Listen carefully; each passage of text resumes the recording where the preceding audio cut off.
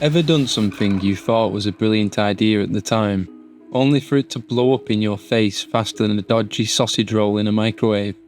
Well, let me introduce you to Sir Andrew Harclay, a man who basically saved north of England, kept a full-blown war from kicking off, and got thanked for it by being hanged, drawn, and quartered.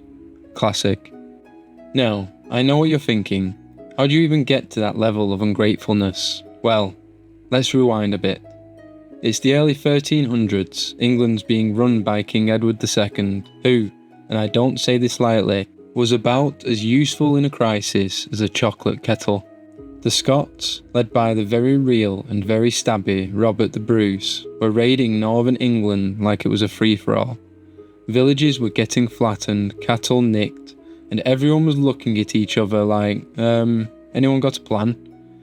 That's where Harclay comes in. Imagine a no-nonsense northerner with a sword and the absolute patience of a saint, until he didn't have any left. Andrew had been defending the north for years. I mean, this lad wasn't just sat in some fancy keep sipping wine, no, he got stuck in. He saw how bad things could get when the crown messed things up, which it did regularly.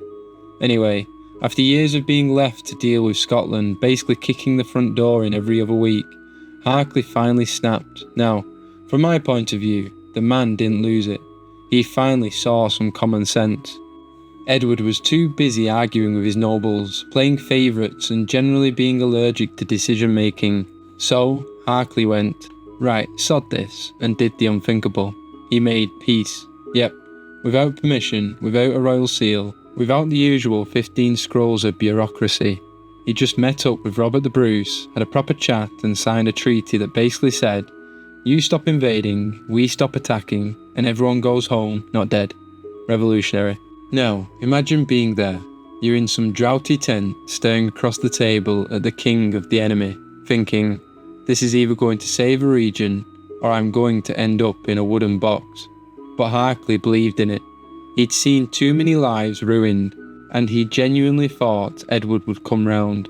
Well, back in London, the king absolutely flipped. Not because peace was a bad idea, no, that would require logic, but because how dare someone make a decision without him.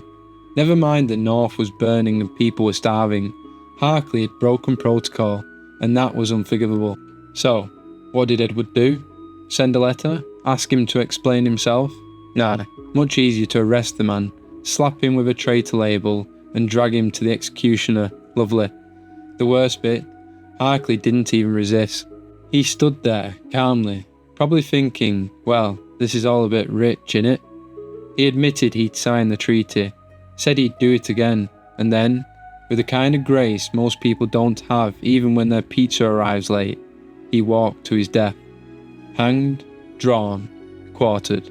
All because he stopped people dying in a war that nobody actually wanted. I mean, imagine doing your job too well and getting turned into a human jigsaw puzzle for it. Now, I'm not saying he was perfect. He had his flaws, sure, but if there's ever been a bigger case of no good deed goes unpunished, this is the one.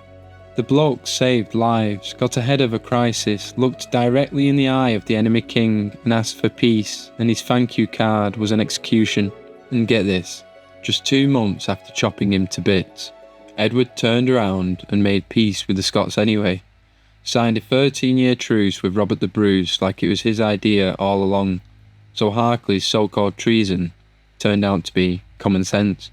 He got hanged, drawn and quartered for doing exactly what the king ended up doing himself. Edward basically spat his dummy out because he didn't make the decision himself, made an example of Harclay, and then took credit. Pathetic. So, what do you think? Was Harclay a traitor for skipping the king's permission slip, or a bloody legend for actually doing something useful while everyone else was dithering around court eating grapes? Let me know in the comments, and maybe, just maybe, if you're ever thinking of protesting a war, make sure you have a seal of approval. I'll see you in the next one, if I haven't been drawn and quartered for not asking permission to post this. Cheers.